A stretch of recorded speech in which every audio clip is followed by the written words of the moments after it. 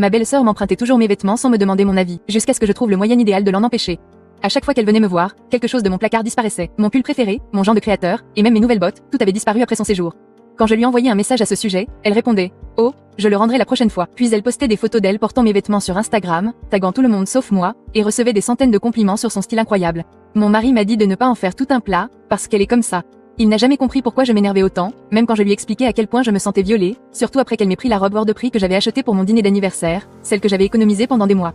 J'en avais assez. Je suis arrivée à ce dîner avec une vieille robe alors qu'elle était probablement déjà en train de réfléchir à mes prochaines affaires. Je savais qu'elle avait un entretien d'embauche important dans une entreprise dont elle ne cessait de se vanter. Elle passerait le week-end précédent chez nous, alors j'ai préparé mon plan.